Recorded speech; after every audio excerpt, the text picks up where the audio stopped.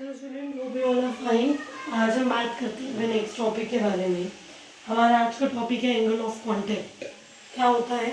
It is the angle enclosed between tangent to the liquid surface at the point of contact and solid surface inside the liquid. Basically हो क्या रहा है, हमारे पास कोई solid है,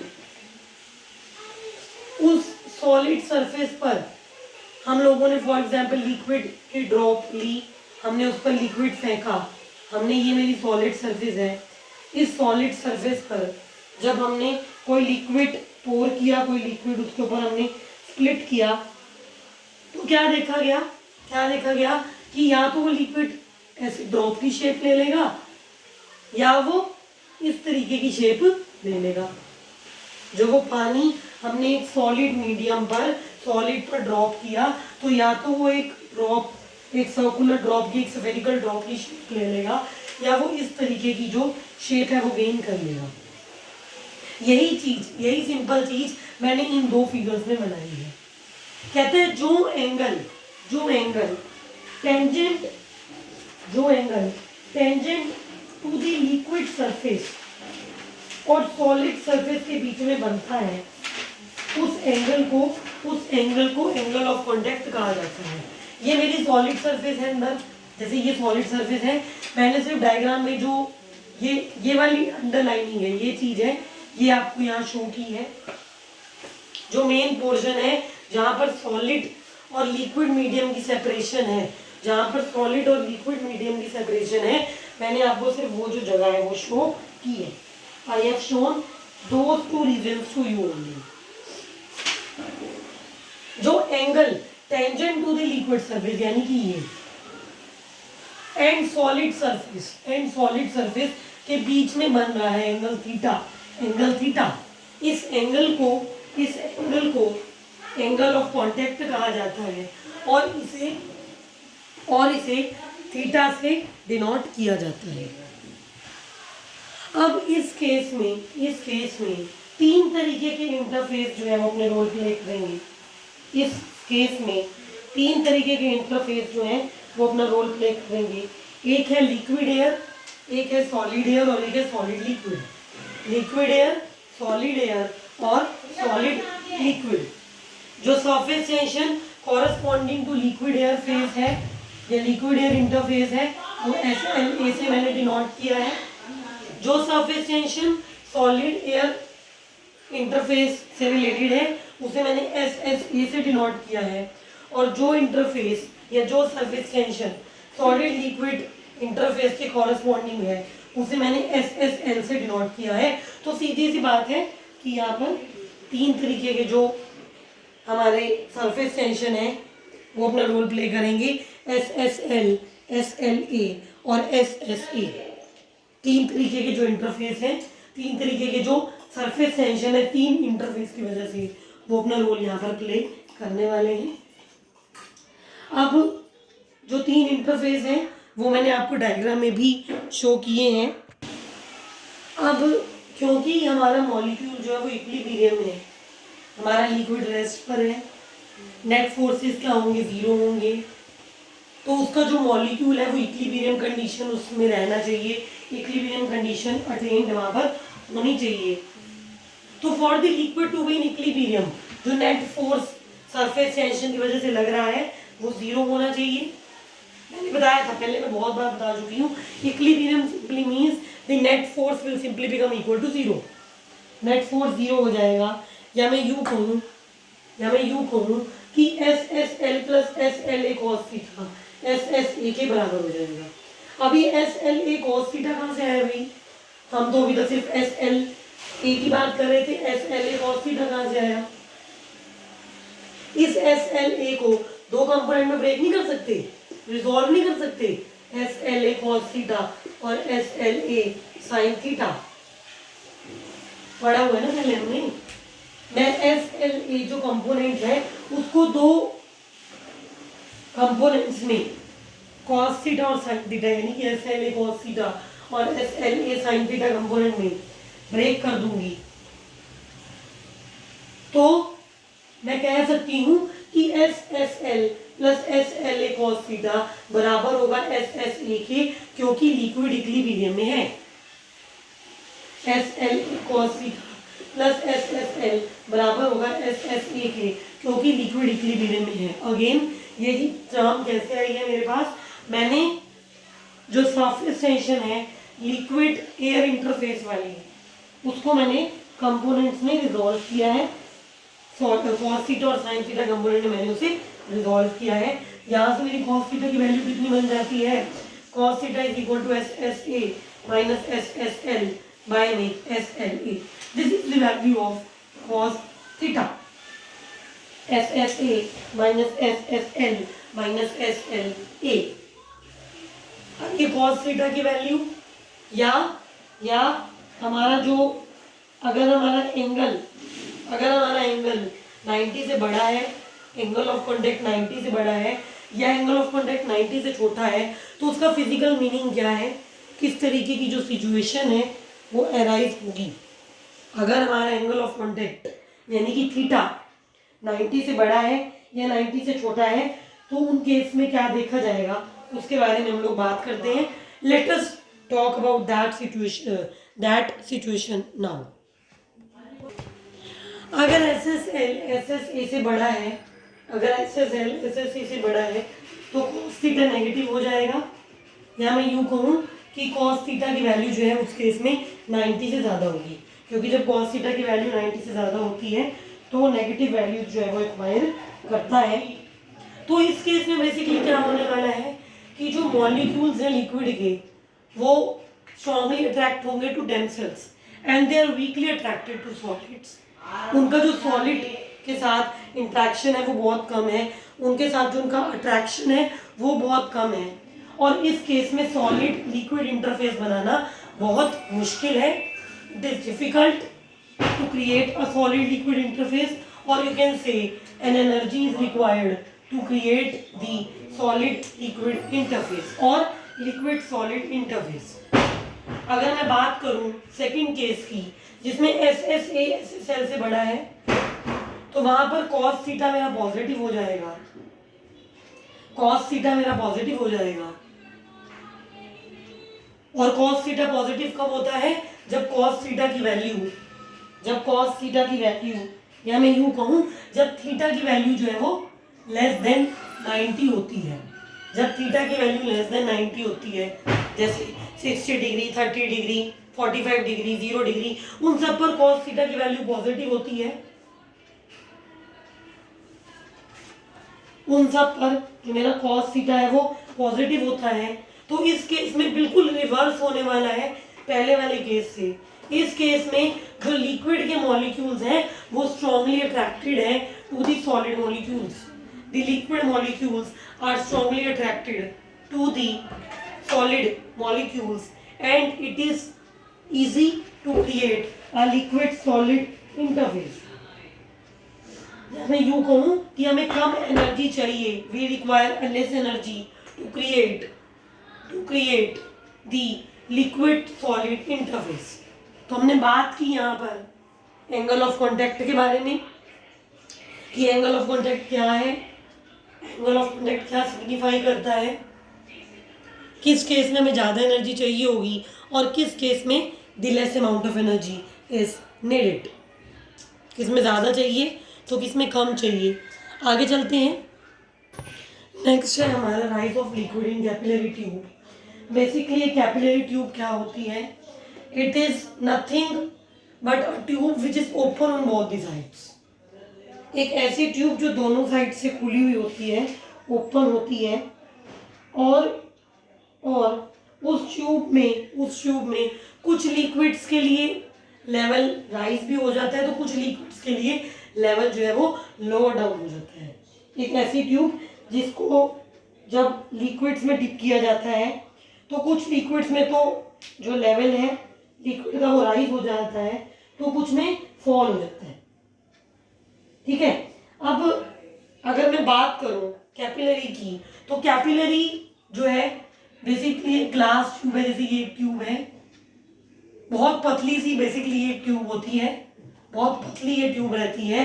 जब इसको लिक्विड में डिप किया जाता है तो इसके अंदर वाटर लेवल राइज हो जाता है और मेनिस्कस की फॉर्मेशन होती है। जैसे ये चीज जो बन गई इस तरीके से, इसको बोलते हैं मेनिस्कस, और जो हमारा मेनिस्कस है वो भी depending upon the nature of liquid दो तरीके से होता है, कन्वेक्स एंड कनकेव। दो तरीके के मेनिस्कस देखे जाते हैं, convex meniscus and concave meniscus. अब बात करते हैं हमारे मेजर जो टॉपिक है, ये तो रही थोड़ी सी इंट्रोडक्शन के बारे में कि कैपिलरी एक बेसिकली एक ग्लास ट्यूब है जो दोनों एंड से खुली हुई है, which is open from both the, you can say from both the sides, and which is having the same area of cross section, कि एक ही एरिया ऑफ क्रॉस सेक्शन उसका रहेगा, जिसमें कन्वेक्स या कनकेव मेनिस्कस देखा जाता है। ये जो चीज बन करके आती है इसको हम बोलते हैं मेनिस्कस। अब हम बात करते हैं rise of liquid in capillary tube के बारे में, जो आपका मेजर टॉपिक है। कैपिलरी के बारे में थोड़ा सा पता होना चाहिए, बट बेसिकली सिलेबस में जो मेन आप लोगों की चीज है वो कैपिलरी ट्यूब में लिक्विड कैसे राइज होता है या उसका फॉर्मूला कैसे दिया जाता है, इसकी बात करते हैं। Let R is the radius of liquid meniscus. सबसे पहले अगर मैं डायग्राम की बात करूं, तो मेरे पास एक लिक्विड है जिसकी डेंसिटी मैंने रो ली है, और एक कैपिलरी ट्यूब को, ये मेरी कैपिलरी ट्यूब है जिसको मैंने इस लिक्विड में रखा है। ये मेरी एक कैपिलरी ट्यूब है जिसको मैंने इस लिक्विड में रखा है, प्लेस किया है। जो कैपिटल आर है वो मेरा रेडियस ऑफ कर्वेचर है लिक्विड मेनिस्कस का, पी मेरा एटमॉस्फेरिक प्रेशर है और एस मेरा सरफेस टेंशन है लिक्विड का। लेट ए पॉइंट पर प्रेशर क्या होगा, बाहर की तरफ है ना, लिक्विड के अंदर नहीं है। पॉइंट ए पर जो मेरा प्रेशर होगा वो होगा एटमॉस्फेरिक प्रेशर। पॉइंट ए पर मेरा होगा एटमॉस्फेरिक प्रेशर। पॉइंट बी पर प्रेशर होगा P - 2S/R। क्यों? क्योंकि कन्वेक्स साइड पर जो प्रेशर होता है वो कम होता है as compare to concave side. The pressure at convex side is less than the pressure at concave side. Therefore अगर ए पॉइंट पर P प्रेशर है तो B पॉइंट पर प्रेशर P - 2S/R हो जाएगा। ए पॉइंट पर अगर मेरा प्रेशर जो है वो P है तो B पॉइंट पर P - 2S/R हो जाएगा।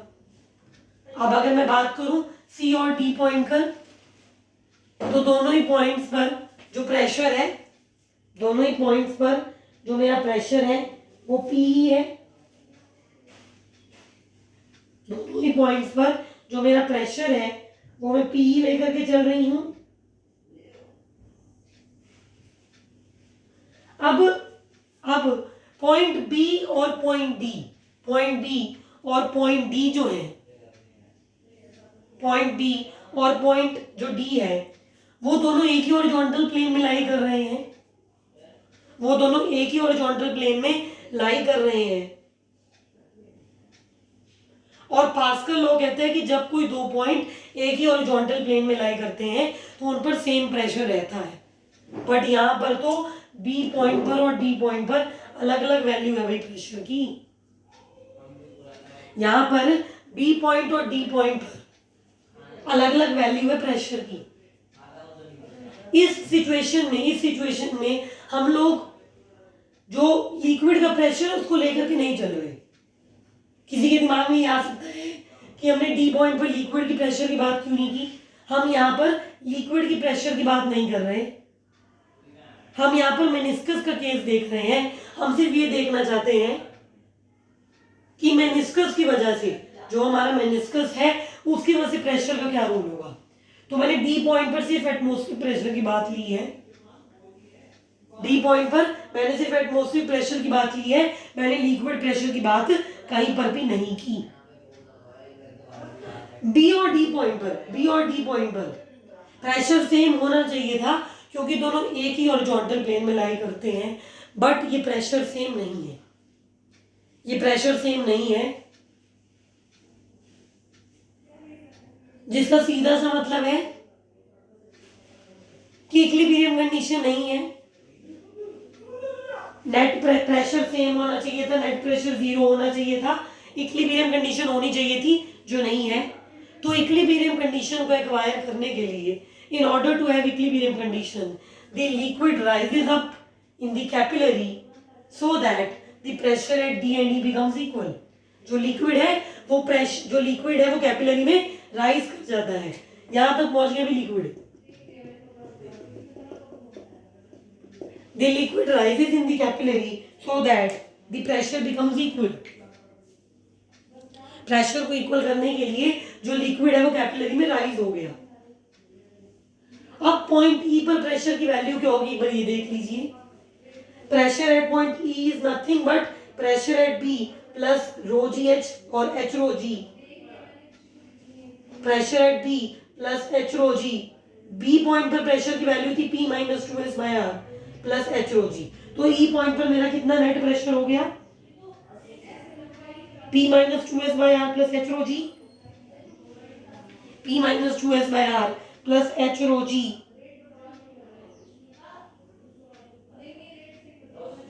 ये मेरी वैल्यू हो गई भी। आगे बात करते हैं, let us move to the next term. अभी तक हमने सीखा कि ई पॉइंट पर प्रेशर क्या होगा। अगेन मैं यहाँ पर लिक्विड की प्रेशर की बात कहीं पर भी नहीं कर रही, हम लोग एटमॉस्फेरिक प्रेशर की कंपैरिजन देख रहे हैं। हम लोग मेनिस्कस की वजह से क्या प्रेशर में चेंजेस आ रहे हैं उनकी यहाँ पर बेसिकली बात कर रहे हैं। Moving to the next term. अब हमारा जो प्रेशर जो था वो 2 पॉइंट्स पर बराबर था। As the pressure at point E is equal to pressure at point D. D पर मैंने कहा था पी प्रेशर है और ये मेरा ई पॉइंट का प्रेशर है, ये मेरा प्रेशर था एट पॉइंट ई। तो यहाँ से मेरे पास जो हाइट, जो लिक्विड जिस लेवल तक राइज करता है उसकी वैल्यू आ जाती है, height to which the level of liquid rises, उसकी वैल्यू मेरे पास आ जाती है यहाँ से एच, जो कि है h is equal to 2S by में R rho g. H is equal to 2S by में आर रो जी। अब अगर मुझे यहाँ पर आर की वैल्यू चाहिए, कैपिटल आर की वैल्यू चाहिए, तो वो हम कैसे निकालेंगे। अगर मुझे यहाँ पर कैपिटल आर की वैल्यू चाहिए तो वो हम कैसे निकालेंगे। मैं कहती हूँ कि GXY जो है वो मेरा मेनिस्कस है, GXY मेरा मेनिस्कस है। स्मॉल आर मेरा रेडियस है, किसका, कैपिलरी ट्यूब का। स्मॉल आर मेरा रेडियस है कैपिलरी ट्यूब का। GS मेरा टेंजेंट है टू द लिक्विड सरफेस, जैसे मैंने G पॉइंट से टेंजेंट ड्रॉ किया। Tangent to the liquid surface जो है मेरा वो GS है। और I जो है मेरा वो मेरा सेंटर ऑफ कर्वेचर है, जो मेनिस्कस है उसका। I is the centre of curvature of meniscus. जैसे लेंस में हम लोग पढ़ते हैं, ऐसे ही जो हमारा कर्व्ड मेनिस्कस है उसका सेंटर ऑफ कर्वेचर हमारा आई है। आर हमारा रेडियस है कैपिलरी ट्यूब का। कैपिटल आर की मैं पहले ही बता चुकी हूँ क्या है। जीएस हम लोगों ने टेंजेंट ड्रॉ किया है और जीएक्सवाई जो है मेरा वो मेनिस्कस है। इन ट्राइंगल आईजीओ ट्राइंगल में कॉस थीटा की क्या वैल्यू होगी। कॉस थीटा क्या होता है, बेस बाय हाइपोटेन्यूज होता है ना। In triangle IGO cos theta is nothing but equal to GO by G I. In triangle IGO cos theta is GO by में G I, that is small R by में capital R. cos theta is equal to R by R और R is equal to R cos theta. ये मेरे पास relation आ गया small R और capital R के बीच में। और यहां से मेरी वैल्यू जो बनेगी कैपिटल आर की वो होगी R by cos theta. Capital R is equal to R by में कॉस थीटा। इस आर की वैल्यू को यहाँ पर पुट कर दोगे अगर आप तो मेरे पास h की वैल्यू बन जाएगी. On using this value of r in this expression, we get h is equal to 2s cos theta by r rho g. We get h is equal to 2s cos theta by r rho g, and this is the expression. This is the very important expression which is known as Ascent formula. ये जो आपका expression आया है height to which liquid rises, इस formula को ascent formula कहा जाता है. So in today's video we have considered the two topics. We are going to consider the next video from the next topic from the next video. Be regular with videos. Don't waste your time. Study hard. Thank you.